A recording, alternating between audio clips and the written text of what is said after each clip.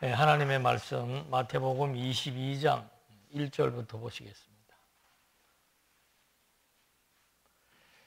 예수께서 다시 비유로 대답하여 이르시되 천국은 마치 자기 아들을 위하여 혼인잔치를 베푼 어떤 임금과 같으니 그 종들을 보내어 그 청한 사람들을 혼인잔치에 오라 하였더니 오기를 싫어하거늘 다시 다른 종들을 보내어 이르되 청한 사람들에게 이르기를 내가 오찬을 준비하되 나의 소와 살찐 짐승을 잡고 모든 것을 갖추었으니 혼인잔치에 오소서 하라 하였더니 그들이 돌아보지도 않고 한 사람은 자기 밭으로 한 사람은 자기 사업 하러 가고 그 남은 자들은 종들을 잡아 모욕하고 죽이니 임금이 노하여 군대를 보내어 그 살인한 자들을 진멸하고 그 동네를 불사르고 이에 종들에게 이르되 혼인잔치는 준비되었으나 청한 사람들은 합당하지 아니하니 내거리 길에 가서 사람을 만나는 대로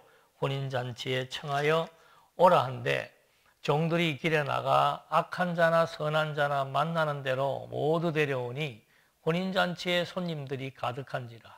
임금이 손님들을 보러 들어올새 거기서 예복을 입지 않은 한 사람을 보고 이르되 친구여 어찌하여 예복을 입지 않고 여기 들어왔느냐 하니 그가 아무 말도 못하거늘 임금이 사환들에게 말하되 그 손발을 묶어 바깥 어두운 데 내던지라. 거기서 슬피 울며 이를 갈게 되리라 하니라. 청함을 받은 자는 많되 택함을 입은 자는 적으니라. 예수님은 지난 시간에는 계속해서 그 포도원의 비유를 통해서 당신에게 있어서 진정한 통치력, 지배력이 있음을 보여주었습니다. 오늘도 계속해서 예수께서 완벽한 통치자라고 하는 그런 그 장악력, 장악이라고 하는 것은 손아귀에 잡아진다는 뜻입니다. 다른 말로 하면은 마음대로 할 수 있는 능력자라는 뜻이죠. 그러니까 예수께서 무엇을 그렇게 마음대로 하실 수 있는지, 인간은 무엇을 마음대로 할 수 없는지 그런 것들을 대조해 가면서 정말 예수님만이 이 세계, 이 세상의 그 어떤 통치자와도 비교할 수 없는 완벽한 장악력을 지니고 있는 통치자라고 하는 사실들을 22장에서 하나하나 확인시켜주고 있습니다. 그래서 그 먼저 드린 질문은 뭐 본문에 나와 있는 내용과 다 연결이 되겠습니다만은 지금 읽어드린 비유의 말씀에서 보니까 혼인잔치, 결혼잔치가 있었는데 사람들을 청했다. 그런데 뭐 사람들이 다 바빠서 오지 않고 어떤 사람들은 도리어 그 사람을 청하라고 보낸 사람을 괴롭히고 하니까 예수님께서 다시 또 군대를 보내가지고 그들을 진멸시키고 다시 모든 사람들 다 중에서 올 사람들 오게 해라. 해놓고서는 이제 왔는데 거기에서 예복을 입지 않은 자들을 판별하면서 그들을 도리어 지옥불에 던져버리는 그런 좀 이해하기 힘든 그런 비유의 내용이 소개되고 있습니다. 첫 번째 질문은 그 예복이라고 하는 것이 그렇게 중요한 것인가? 혼인잔치에 반드시 예복을 입어야 되나? 예복이 정말 여기에서 예복은 무슨 의미를 가지고 얘기를 한 것인가?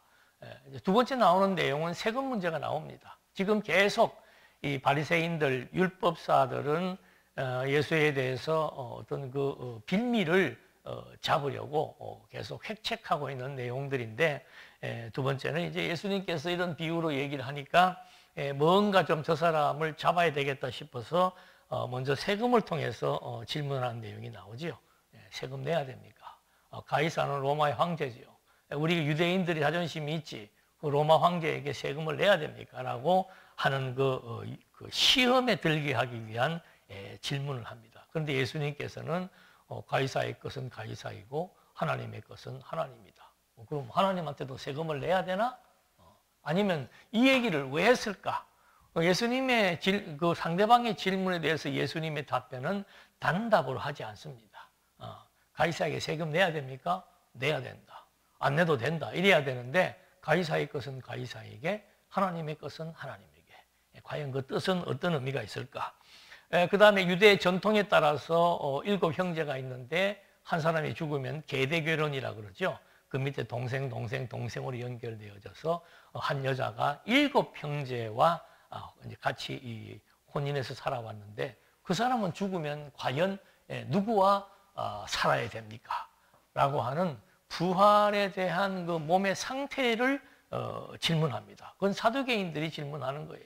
부활이 없다고 주장하는 사두개인들이 빈정거리면서 하는 얘기죠. 과연 부활하고 나면 그럼 그 사람은 누구하고 살아야 됩니까?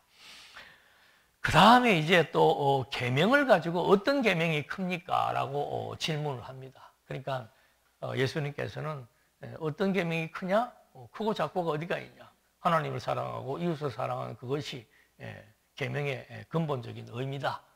그렇게 해서 이 2 계명이 동일한 것인가? 동일한 것이라면 왜 그거를 동일한 의미로 설명을 하셨을까라고 하는 질문. 그 다음에 또 예수님이 또 질문을 던집니다. 사람들, 바리새인들에게 너희는 그리스도가 누구의 자손이라고 생각하냐? 그러니까 다윗의 자손입니다. 그런데 왜 다윗이 그리스도를 주라 그랬냐? 라고 하는 질문을 던지는 거죠. 그러니까 그 시간의 순서를 통해서 봤을 때는 그리스도는 다윗의 자손인데 자손이 아니라고 하는 것을 지금 예수님은 설명하고 있는 겁니다. 이런 그 맥락적인 질문들을 통해서 오늘 전개될 내용들은 이제 예수님께서 심판의 주체가 된다. 그 다음에 납세에 대한 문제는 그 나라의 법을 따라야 된다라고 하는 말을 하는데 이게 이제 당신이 기준점, 심판주, 기준점, 그 다음에 3번째는 부활에 대한 부활에 관한 논쟁을 하는 데 있어서 당신은 그 부활에 있어서 생명권에 대한 그런 설명을 합니다. 그리고 4번째가 율법에 대해서 얘기하는데 당신은 법의 주체다. 뭐 여기도 나와 있습니다만은 이런 말들이 이제 과연 전부 다 무슨 의미가 있는가? 그리고 그 기원에 대한 다윗 그리스도가 누구의 자손이라고 하는 기원에 대한 논쟁을 통해서 예수님이 말하고자 하는 것은 뭔가? 당신은 스스로 존재하고 있는 자존자. 이런 개념들이 이제 결국은 예수님이 왜 완벽한 통치자인가? 예수님이 왜 우리가 예수님을 왜 만왕의 왕이라고 불러야 되느냐? 거기에는 어떤 당위성이 없으면 안 됩니다. 이렇기 때문에 이분은 만왕의 왕이시고 진정한 우주와 만물의 통치자이시다. 이걸 이제 우리가 확인해 볼 수 있는 겁니다. 지금 읽어드린 말씀의 내용에서는 다른 게 없지요. 그 잔치에 초대를 했는데 초대받은 그 초대해서 나타나는 내용들이 보면은 초대를 해놓고서는 예복. 첫 번째의 내용은 이제 비유인데 혼인잔치지요. 혼인잔치에 초대를 해놓고서는 예복이 없다. 그리고 예복이 없다. 예복이 없는 자들, 그리고 선택받은 자들, 그리고 예복이 없는 자들에 대해서 그리스도가 심판하겠다. 이것이 이제 혼인잔치의 비유를 통한 핵심적인 내용입니다. 그러니까 이 심판이라고 하는 이 심판의 주체라고 얘기를 했는데 결국 여기의 내용에서 보면은 잔치에 초청하기 위해 사람을 보냈는데 그 사람을 학대하니까 예수님이 또 그들을 죽여버렸다 그랬고 그 다음에는 예복을 입지 않으니까 예수님께서 그를 또 심판했다 그랬습니다. 그래서 이 비유의 핵심은 뭔가 하면은 결국은 예복을 통해서 이 예복은 선택받은 자들이 입게 돼 있고 선택받지 못한 자들에 대한 그리스도의 심판. 그래서 내가 심판주로서 또 심판의 권한을 갖고 있는 일반적으로 재판한다, 심판한다 이럴 때는 국가의 법규 위반자들을 처벌하는 겁니다. 그러니까 당신은 하나님 나라의 왕이기 때문에 하나님 나라의 왕으로서의 처벌 권한이 있는 겁니다.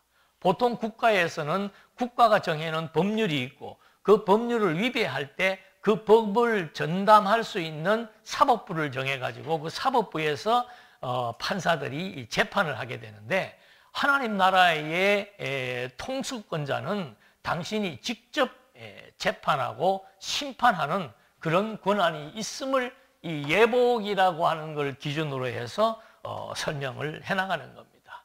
그렇다면 예복이 정말 왜 그렇게 중요한가? 성경은 처음부터 이 옷에 대한 의미를 원형으로부터 보여주고 있습니다. 그러니까 아담이 범죄했을 때 아담에게 무엇을 입힙니까? 옷을 입힙니다. 그러니까 사람이 만든 옷은 안 됩니다. 이 예복에 대한 특성은 뭔가? 사람이 만든 옷은 되지 않고 하나님이 만들어서 입혀주신 옷이라야 된다라고 하는 것을 아담이 타락하고 난 다음에 하나님이 직접 나무잎으로 옷을 만들어 입은 아담과 하와에게 그걸 벗기고 하나님이 만드신 가죽옷을 입힘으로써 이 예복에 대한, 옷에 대한 의미를 처음부터 하나님은 부여하고 있는 겁니다. 그 다음에 이스라엘 백성들이 하나님 앞에 나갈 때 특별한 옷이 있습니다. 그러니까 대제사장만이 갖추어야 되는 거룩한 복장이 있는 거죠. 그러니까 하나님이 아담에게 주신 옷은 생명의 옷이고, 제사장이 하나님 앞에 나갈 때는 거룩한 예복, 거룩한 복장을 해야만 하나님 앞에 나가서 대면할 수 있는 거. 그 다음에 또 한 가지의 옷의 유래는 뭔가 하면은 선민들. 그러니까 저도 이스라엘 가서 보니까는 아주 골수 유대인들은 구약 성경에 나와 있는 그런 의복을 그대로 착용하고 다닙니다. 우리나라도 옛날에 한복이 있었던 것처럼 하나님께서 유대인들도 이방 사람들과 구별을 하는데, 구별하는 방법 중에 하나가 뭔가 하면은 유대인들만 입을 수 있는 옷을 규정을 해준 거예요. 그래서 아담에게도 하나님이 만들어주신 옷이 있었고, 제사장이 하나님을 만나러 갈 때도 제사장만 입어야 되는 특별한 거룩한 예복이 있었고, 또 하나님이 구별해 놓은 하나님의 선민들은 이방 나라들과 완전히 구별되는 그런 의복이 있었죠. 그래서 이 의복이라고 하는 것은 선택받은 사람들에 대한 기준도 되고 또 심판하는 기준도 되는 거예요. 예수님도 또 옷을 입죠. 예수님이 입은 옷은 무슨 옷이에요? 예수님이 입은 특별한 옷은 이제 세마포죠. 세마포. 그 세마포는 왜, 다른 사람도 물론 뭐 나사로도 죽고 나면 세마포를 이렇게 둘렀습니다만은, 예수님이 입으셨던 세마포의 상징적 의미는 뭔가 하면은 그 옷은 죽음을 상징하기도 하지만은 결국은 세마포 옷을 벗어던지고 부활하심으로 말미암아 생명의 의미를 부여하는, 죽음과 생명의 의미를 부여하는 세마포, 이것이 이제 예수님이 입었던 옷입니다. 그렇다면 예수님께서 입으셨던 그 세마포가 죽음과 생명의 의미를 갖고 있는데, 오늘 우리 성도들이 입어야 되는 옷이 있죠. 혼인잔치에 참여했을 때 이 의복, 예복을 입지 않은 사람들을 그 혼인의 혼주가 심판한 것처럼 하나님 나라의 백성들도 반드시 하나님 나라의 잔치에 참여하기 위해서는 반드시 입어야 되는 예복이 있다, 이 말입니다. 그 예복이 바로 뭔가? 아담이 범죄했을 때 하나님이 만들어주신 가죽옷과 같이 하나님의 백성들을 죄로 말미암아 사망에 처했던 하나님의 백성들에게 하나님께서 그리스도를 통해서 만들어주신 옷이 있다는 거죠. 그게 바로 의의 옷입니다. 의의 옷. 죄인들이 입는, 여기까지는 그리스도가 오시기 이전까지는 눈으로 나타나서 구별되는 복장을 의미했지만, 이제 신약 시대로 넘어오게 되면은 그리스도가 죽음과 생명의 옷의 의미를 부여한 이후로부터 성도들에게 주어지는 예복이라고 하는 것은 이런 보이는 복장이나 옷을 의미하는 것이 아니고 바로 그리스도의 죽음과 부활을 통해서 입혀지게 되는 의의 옷, 죄인들에게 반드시 필요한 예복은 뭔가? 의라고 하는 것을 입어야 된다 이 말입니다. 그래서 그 의의 옷, 그걸 이제 우리는 다른 말로 하면 세마포라고 하죠.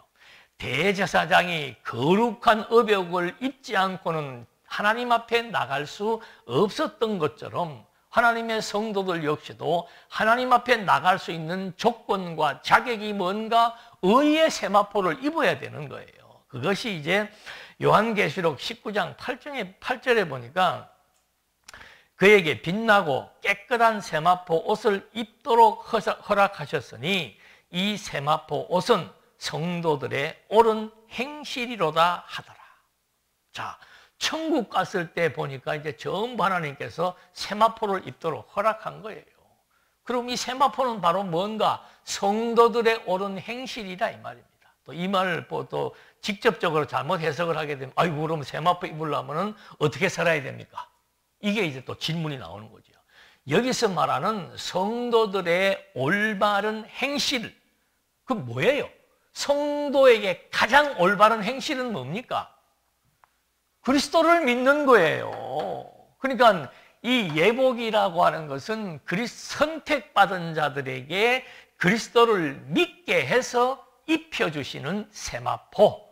그래서 이 예복이라고 하는 것이 그만큼 중요한 의미를 담고 있고 이 예복은 선택을 받은 자들만이 입을 수 있는 옷이며 예복을 입지 않으면은 심판에 처한다는 비유를 통해서 당신이 심판의 주체이며 선택적 권한이 있는 진정한 심판주로서 완벽한 통치자로서의 장악력을 갖고 있다는 사실을 첫 번째 증명해 주고 있는 겁니다. 자, 그거에 의해서 그 다음에 나오는 내용이 뭔가 하면은 읽어보시겠습니다. 15절. 이에 바리새인들이 가서 어떻게 하면 예수의 말에 올무에 걸리게 할까 상의하고, 비유를 들어보니 기분 나쁘거든요. 딱 자기들 보고 하는 소리란 말입니다. 그래서 바리새인들이 예수를 올무에 걸리게 하려고 자기들을 헤롯 당원들과 자기 제자들을 헤롯 당원들과 함께 예수께 보내어 말하되 선생님이여 우리가 아노니 당신은 참되시고 진리로 하나님의 도를 가르치시며 아무도 꺼리는 일이 없으시니 이는 사람을 외모로 보지 아니하심이니이다.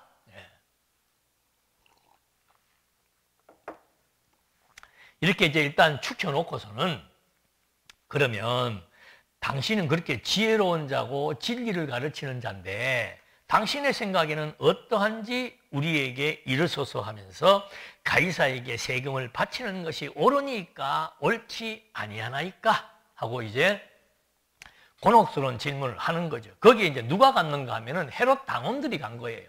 그러니까 왕에 보위하는 그 부하들이 가가지고 같이 있는 데서 만약에 세금 내지 마라, 안 내도 된다 하면 헤롯 당원들이 이제 체포할 것이죠. 그래서 같이 갔는데 예수께서 그들의 악함을 보시고 이르시되 외식하는 자들아 어찌하여 나를 시험하느냐. 세금 낼 돈을 내게 보이라 하시니 데나리온 하나를 가져왔거늘 예수께서 말씀하시되 이 형상과 이 글이 누구의 것이냐. 이르시되 가이사의 것이니이다. 이에 이르시되 그런즉 가이사의 것은 가이사에게 하나님의 것은 하나님께 바치라 하시니 그들이 이 말씀을 듣고 놀랍게 여겨 예수를 떠나니라. 그러니까 두 번째는 뭔가 하면은 세금에 대한 문제예요. 세금에 대한 문제를 얘기하는데 그 세금에 대한 문제에 있어서 핵심은 뭔가 하면은 그냥 그 나라의 법을 준수해라 이 말입니다. 법을 지켜야 된다는 거죠. 그런데 거기에 예수님께서 만약에 로마의 법을 지켜야 된다라고만 강조를 했으면은 그럼 우리 유대인들은 어떻게 되는 거냐라고 하는 질문을 미리 사전에 다 봉쇄해 버리는 거예요. 그래서 예수님의 답변이 뭔가 하면은 법은 지키되 로마의 법도 지킬 뿐만 아니고 이 말이에요. 가이사의 것은 가이사에게, 그 말은 가이사가 로마의 황제잖아요. 로마의 법도 당연히 지켜야 되지만 또 한 가지는 뭡니까? 하나님의 것은 누구에게?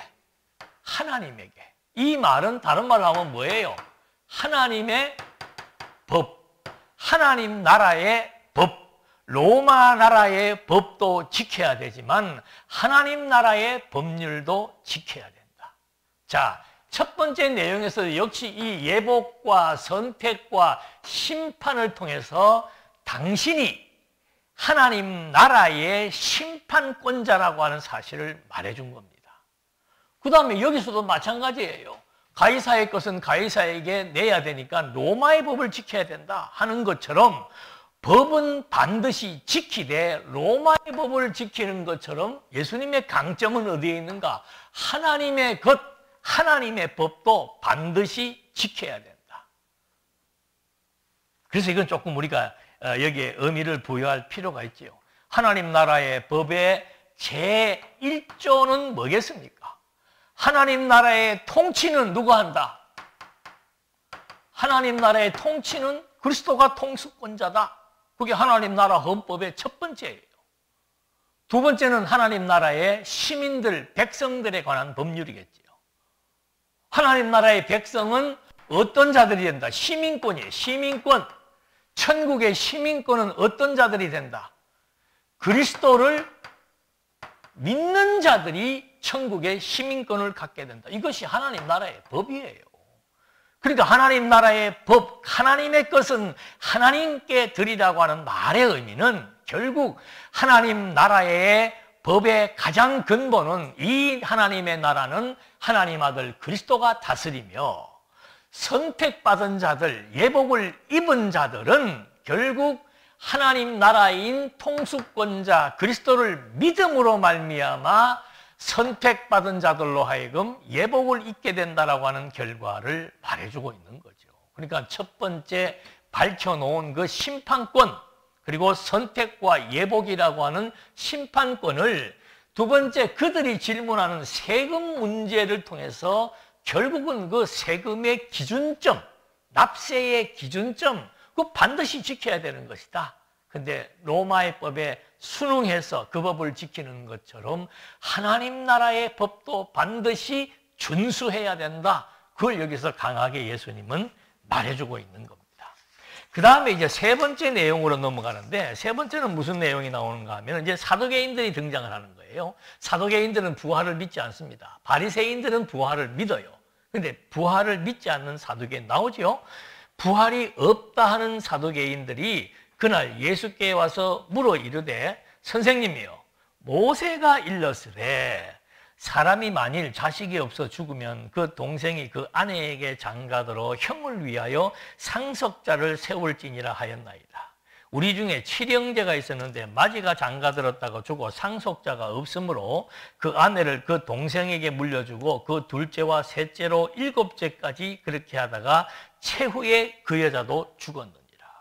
그러니까 모세의 율법에 이스라엘 민족의 계례법이라고 있다고 그랬습니다. 그래서 그 형들이 죽게 되면 그 집안에서 그 형의 아내가 바로 그 다음 동생하고 혼인을 하면서 생존 그 자식들의 씨를 계승시켜 나가는 법이 있는데, 그 법의 예를 들어가지고 하는 말이 이제 결국은 7명의 아들이 있었는데 마지막에 이제 그 아들과 다 살았던 그 여자의 최후, 그런데 그들이 다 그를 취하였으니 부활 때 7 중에 누구의 아내가 되리까? 이것도 빈정거리는 거예요. 부활이 없다는 친구가 부활 때 누구의 아내가 됩니까? 라고 하는 것은 결국 예수를 시험하기 위해서 그런 겁니다. 그러니까 예수께서 대답하여 이르시되 너희가 성경도 하나님의 능력도 알지 못하는 거로 오해하였도다. 여기 성경도라고 하는 말을 예수님이 왜 썼겠습니까? 앞에서 사두개인들이 질문을 할 때 뭐라고 질문하는 겁니까? 모세가 일렀으되, 즉 모세 오경을 근거로 해서 예수님에게 질문을 하니까, 예수님 너희들이 지금 모세 오경을 잘못 알고 있다, 성경을 잘못 이해하고 있다, 그리고 하나님의 능력도 알지 못한다, 두 가지의 명제를 제시하고 있는 겁니다. 그러면서 부활 때는 장가도 아니가고 시집도 아니가고 하늘에 있는 천사들과 같을지니라. 그러니까 부활이라고 하는 것은 우리 육체의 몸하고는 다르다. 육체의 몸은 성별이 있어서 남성과 여성이 구별되지만 육체를 벗어버린 부활의 상태는 남성과 여성이 구별되어 존재하지 않는다. 이 얘기를 지금 이제 이해하기 힘든 얘기를 해준 거예요. 그러니까 31절에 죽은 자의 부활을 노랄진대 하나님이 너희에게 말씀하신다. 자, 성경도 모르니까 성경 모세오경을 근거로 해서 제시해 주는 겁니다. 나는 아브라함의 하나님이요 이삭의 하나님이요 야곱의 하나님이로라 하신 것을 읽어보지 못하였느냐? 하나님은 죽은 자의 하나님이 아니요 살아있는 자의 하나님이시라 하시니 무리가 듣고 그의 가르치심에 놀라더라. 그러니까 여러 번 놀랍니다. 계속 이렇게 질문을 하지만 예수님은 그 질문에 대해서 직접적으로 답하지 아니하고 본질적이며 근원적인 답을 해주시는 거예요. 그러니까 자, 너희가 지금 모세오경 가지고 거들먹거렸는데 네 모세오경에 뭐라고 나와 있더냐? 하나님은 아브라함과 이삭과 야곱의 하나님이다. 이게 무슨 말이에요? 아브라함과 이삭과 야곱의 하나님이다. 여러분, 아브라함과 이삭과 야곱 세 번째는 부활에 관해서 말해주고 있습니다. 아브라함과 이삭과 야곱, 하나님께서 아브라함과 이삭과 야곱에게 언약을 했죠. 그런데 그 언약 가운데 지금 부활과 관련된 하나님은 죽은 자의 하나님이 아니고 살아있는 자의 하나님이다. 다시 말하면 생명과 관련된 아브라함, 이삭, 야곱의 의미는 뭐겠습니까? 하나님께서 아브라함에게 약속하실 때 무엇을 약속했어요? 생육하고 번성하라. 생명에 대한 번성을 약속하신 겁니다. 또 도대체 모세한테 무슨 얘기를 잘못 들었냐? 하나님은 어떤 분이냐? 아브라함과 이삭과 야곱에게 언약하신 대로 생육하고 번성을 시켜나가시는 생명의 근원자이시다. 그리고 하나님은 죽은 자의 하나님이 아니다. 하나님은 살아있는 자의 하나님이다.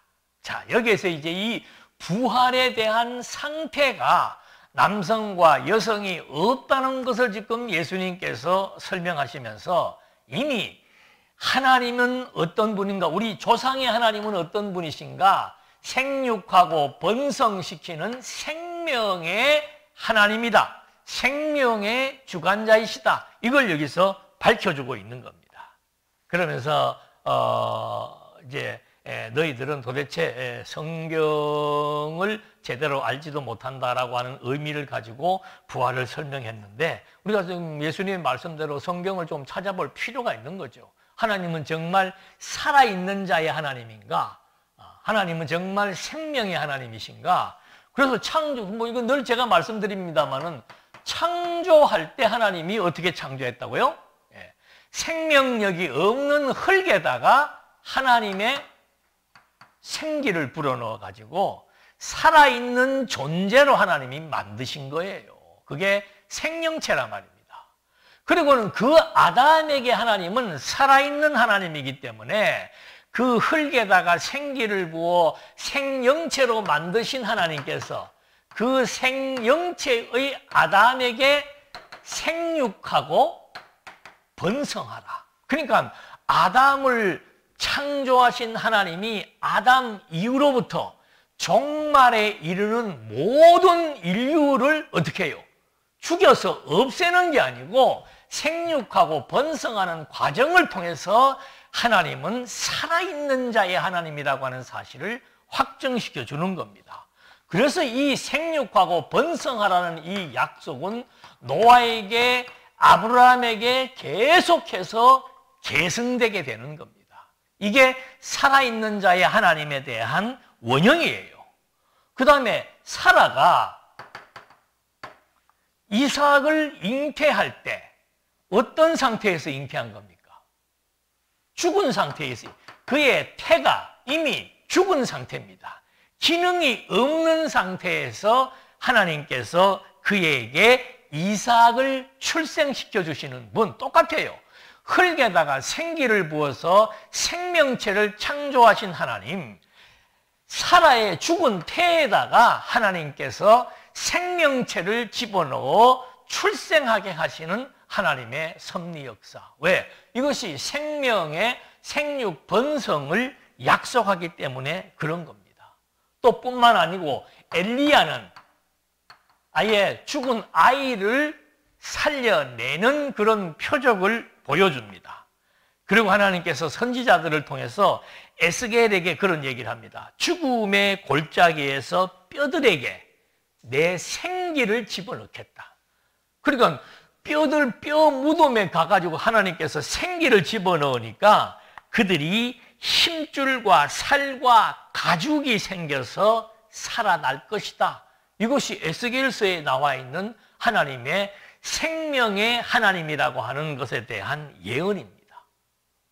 뭐 그것이 다니엘서에서는 영생을, 자는 자들 가운데서 깨어나 영생을 받는 사람들이 많아질 것이다. 자는 것이라고 하는 것은 죽음을 의미하는 겁니다. 죽은 자들에게 영생이 주어질 것이다. 뭐 요나는 또 3일 만에 물고기 뱃속에서 살아나는 표적, 그것이 결국은 하나님은 살아있는 자의 하나님이라고 하는 것에 대한 표적이지요. 그리고 예수님도 마찬가지예요. 완전히 죽었다가 부활하심으로 말미암아 당신이 생명의 근원이며 생명의 본질이며 생명의 주관자로서 살아있는 생명의 하나님의 아들임을 확증시켜 주는 거죠. 이것이 기독교예요. 기독교. 그러니까 하나님은 어떤 분인가? 살아있는 자들의 하나님이기 때문에 우리 성도들에게도 이 그리스도로 말미암아 죽은 자들에게 생명을 얻게 하는 역사. 그래서 우리는 기독교를 생명의 종교라고 말을 하는 겁니다. 그래서 지금 이 부활에 대한 상태, 부활한 자가 누구하고 삽니까? 라고 물어봤을 때 예수님은, 하나님은 아브라함과 이삭과 야곱에게 약속하신 대로 생명의 하나님으로서 생육 번성을 통해서 하나님의 생명의 근원임을 우리에게 보여주었는데, 부활이라고 하는 것이 바로 무엇을 의미하는가? 아브라함과 이삭과 야곱의 했던 대로 생명의 번성을 의미하는 것이고, 하나님은 살아계신 자의 하나님으로서 죽은 자를 다시 부활하게 하시는 하나님의 역사가 결국은 하나님은 죽은 자의 하나님이 아니고 산 자의, 살아있는 자의 하나님이라고 하는 사실을 입증시켜 준 것이다. 그럼 아직도 우리에게는 무슨 궁금증이 있겠습니까? 그러면 나는 천국 가서 누구하고 살지? 누구하고 사는 게 아니라고 그러잖아요. 육체의 생명은 남성과 여성의 구별이 되지만은, 아니 처음에 하나님께서 아브라함에게 생기를 집어넣었을 때 그 생기가 남성 여성이 아니라 말입니다. 그냥 하나님께서 아브라함 혼자 만들었다가 그 아담을 혼자 만들었다가 아담에게서 갈비뼈를 통해서 여자를 만들어내어서 그때부터 남자와 여자, 남성과 여성의 성적 구별이 생긴 거지, 그 근원적인 생기라고 하는 것은 성적 구별이 없는 거죠. 그래서 일전에도 그런 말씀 드렸습니다만은, 아니 남자에게도 생각이 있고 여자에게도 생각이 있습니다. 이게 생각이라고 하는 것, 마음이라고 하는 것, 그거 성별에 따라서 있는 게 아니에요. 부활이라고 하는 것은 육체의 옷, 성별로 구별되는 육체를 벗어버리고 신령한 몸을 입고 그리스도의 신부가 된다는 사실을 증언해주고 있기 때문에 지금 사두개인들의 이 질문, 이것은 타당하지 않은 질문인 것을 여기서 확인할 수가 있는 겁니다. 이렇게 해서 예수님께서는 결국 여기 나와 있는 대로 당신에게 생명의 고난, 생명의 주체로서의 고난이 있음을 여기서 확인시켜 줍니다. 그 다음에 이제 네 번째 내용은 뭔가 하면 예수께서 사두개인들로 대답할 수 없게 하셨다함을 듣고 바리새인들이 듣고 모였는데, 자, 그 당시에 이 유대교에서 종파 중에서도 보면은 사두개파가 있고 바리새파가 있습니다. 사두개파는 지금으로 말하면 진보적인 사람들이고, 바리새파는 보수적인 사람들이에요. 그래서 이 사람들은 바리새파는 성경의 율법을 그대로 받아들이며 준수하려고 하는 그런 사람들인 반면에 바리새파 사람들은 현실적으로 또는 그 당시에 의식적으로 이성적으로 믿기 어려운 사건들은 받아들이지 않는 그런 종파들입니다. 그들이 지금 사두개파들이 가서 부활에 대한 질문을 하고 완전히 넉다운 됐다는 얘기를 듣고는 그 다음에 바리새파가 또 나선 거예요. 율법사가 예수를 시험하여 묻되 선생님 율법 중에서 어느 계명이 크니까? 그러니까 우리는 어떤 질의응답을 할 때 그 질문에 대한 성격을 잘 파악을 해야 돼요. 죽었다가 부활한 여자가 7명의 남자하고 살았으면 누구의 아내가 됩니까? 이 질문 자체가 잘못된 거죠. 왜? 부활이라고 하는 건 남성과 여성의 구별이 없는데 누구의 아내가 됩니까? 라고 하는 묻는 것도 이치에 안 맞는 얘기고, 그럼 여기도 마찬가지예요. 두 계명이 있는데 어느 계명이 큽니까? 라고 묻는데 예수께서 이르시되 너 마음을 다하고 목숨을 다하고 뜻을 다하여 주 너의 하나님을 사랑하라 하셨으니 이것도 크고 첫째 되는 계명이요. 둘째도 뭐예요? 그와 같으니. 그러니까 바리새파 사람들은 이 계명을 구분을 한 거예요. 첫째 계명과 둘째 계명으로 구분을 해서 첫째 계명은 하나님과 관련된 계명이고 둘째 계명은 사람과 관련된 계명으로 구분을 한 겁니다. 그러니까 하나님을 사랑하고 이웃을 사랑하는 이것을 구별해가지고 예수님에게 묻지요. 만약에 이웃 사랑을 얘기한다면 당신은 뭐 하나님에 대해서는 무지한 사람이야? 하나님은 사랑하지 않을 거야? 하나님을 사랑한다 그러면 당신은 어떻게 이웃을 사랑하지 않을 수가 있어? 이렇게 지금 틀을 짜놓고 묻는 이 질문 자체가 잘못된 것인데 예수님께서 하시는 말씀은 뭐라고 얘기하는가 하면은 이것이 크고 첫째 되는 계명이고 둘째도 뭔가 그와 같다 이 말입니다. 그러니까 첫 번째 계명이나 두 번째 계명이나 다 동일한 가치가 있는 계명이라고 말을 해주는 거예요. 그러면서 하시는 말씀이 이 두 계명이 온 율법과 선지자의 강령이라. 이 두 계명은 다시 말해서 율법과 선지자를 요약해 놓은 것이다. 그러니까 율법과 선지자를 요약해 놓은, 즉 구약 성경 전체를 대변하는 것이 바로 뭔가 하면은 하나님을 사랑하고 이웃을 사랑하는 것이다. 이 말이 지금 예수님의 답변인 거죠. 그러면 구약 성경 전체를 다 압축해 놓은 것이 뭔가? 우리는 자꾸 이런 말을 하고 여러분 하나님을 사랑하고 이웃을 사랑해야 됩니다. 그냥 문법적으로만 이해해가지고는 이렇게 자꾸 얘기하는 분들이 많은데, 자, 구약에서 하나님을 사랑하라, 이웃을 사랑하라, 이것은 동일한 가치가 있는데 이것은 결국은 누구를 가리키는 겁니까? 가이사의 것은 가이사에게, 하나님의 것은 하나님의 것으로 말씀하신 예수님, 가이사의 것 로마의 법을 따라야 되는 것처럼 하나님의 것 하나님의 법을 반드시 지켜야 된다. 그 하나님의 법의 가장 중요한 가치는 뭔가? 이 나라의 주체는 그리스도이고 이 나라의 시민권은 그리스도를 통해서만 얻을 수 있다. 여기도 똑같은 거예요. 자, 사랑, 하나님 사랑, 이웃 사랑을 얘기하고 있는데 이거는 다 같은 얘기다. 구약 성경 전체가 이거를 얘기하고 있다. 그럼 하나님 사랑, 이웃 사랑이 무엇인데 이것이 구약 성경 전체를 얘기하고 있는가? 자, 보십시다. 하나님 사랑한 거 누가 사랑한 거예요? 하나님을 사랑하는데 어떻게 사랑하는 겁니까? 마음과 뜻과 정성과 무엇까지? 당신의 목숨까지 바쳐서. 그래서 예수님이 요한복음에서 죽기 전에 하나님 아버지 나를 영화롭게 하시고 하나님을 영화롭게 하소서. 왜? 나의 이 죽음은 하나님의 뜻을 이루는 완벽한 죽음이기 때문에 나의 이 죽음을 통해서 하나님의 존재의 영광이 드러나고 내가 하나님의 뜻대로 죽음으로 하나님의 아들 그리스도라고 하는 사실에 대한 확증을 통해서 하나님의 존재를 확증시킬 수 있는 이 영광스러운 사역, 이건 바로 누구만이 할 수 있는 거예요? 그리스도만이 할 수 있는 거예요.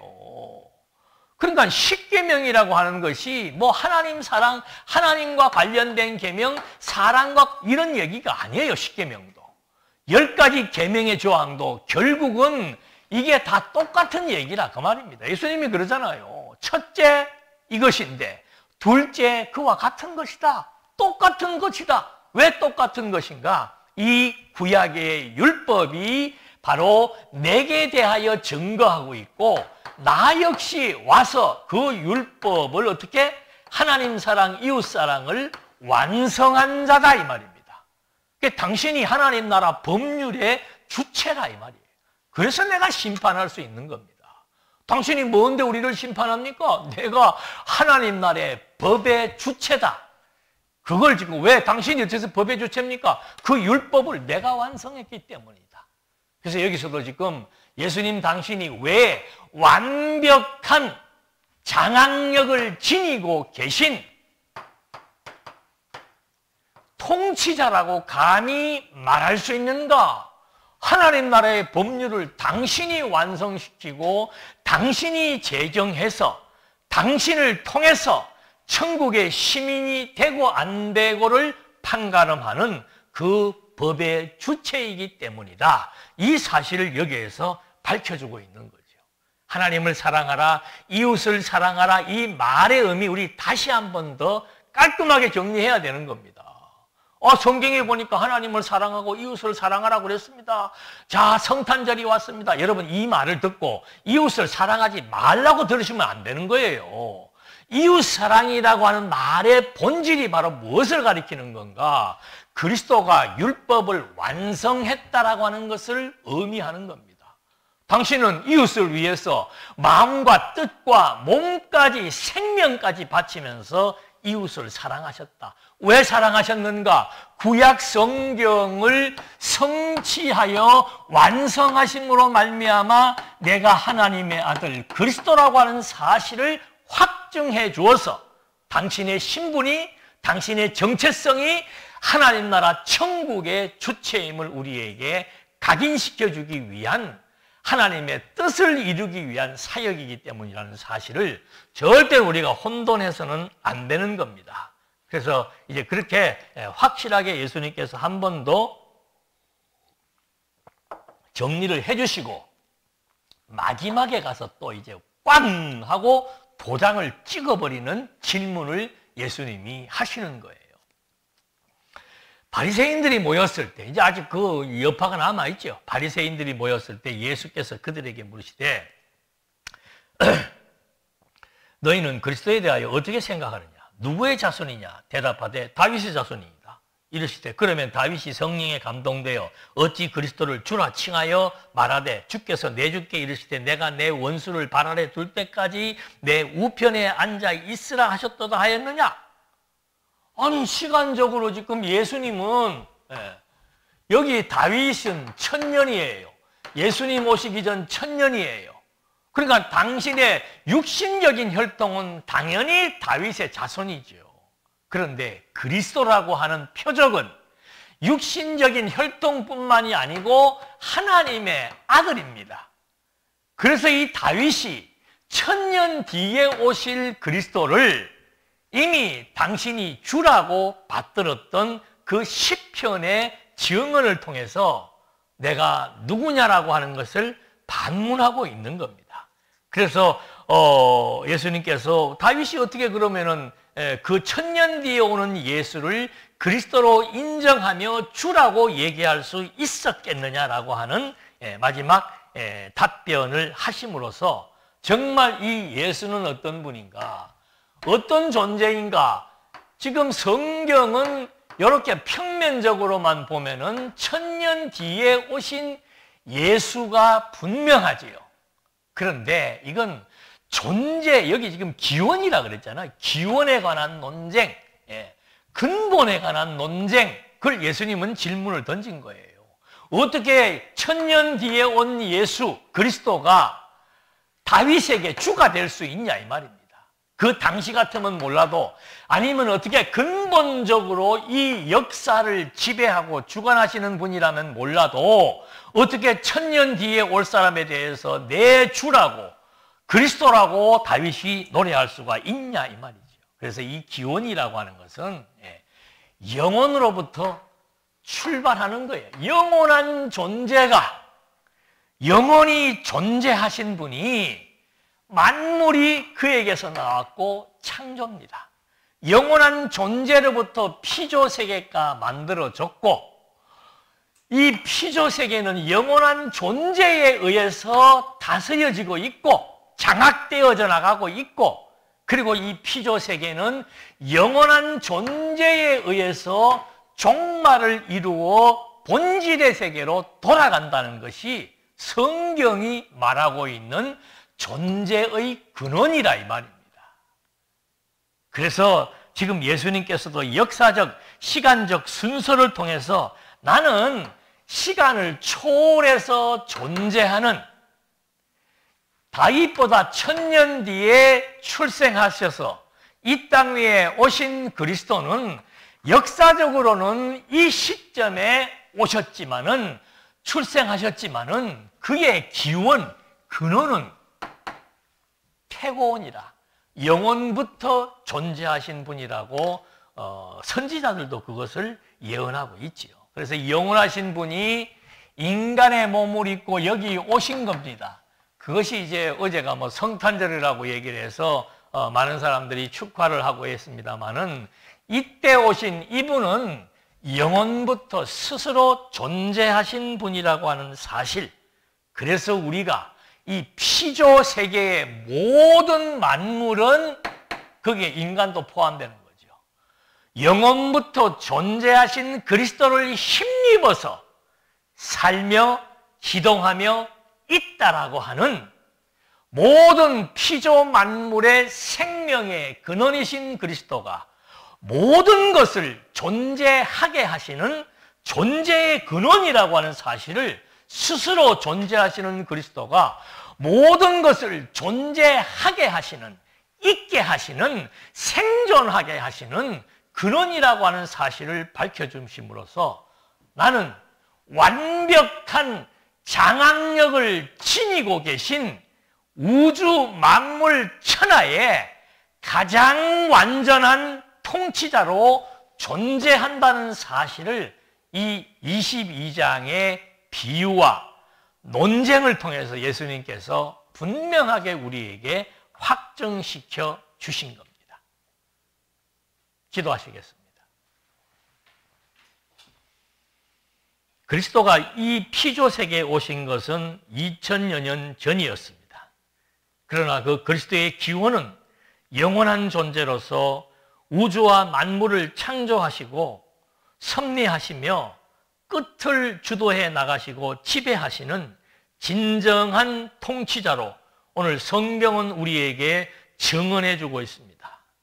우리는 그를 힘입지 않고는 호흡할 수 없고, 그를 힘입지 않고는 운동할 수 없고, 그를 힘입지 않고는 아무것도 생각할 수 없는 무능력한 존재인데, 살아계신 하나님, 만사와 만물을 장악하시고 지배하시는 하나님의 능력이 오늘 우리들의 생명을 주관하시고, 우리의 생각과 마음을 주관하시고, 우리와 관련된 모든 일들을 주관하신다는 사실 앞에 우리는 그리스도를 의지하는 이것이 우리 삶의 의미가 되며 가치가 된다는 사실을 또 한 번 확인하면서, 여호와 살아계심이 나의 삶이며 여호와의 섭리하심이 나의 의지가 된다는 사실, 예수 그리스도의 이름으로 기도드립니다.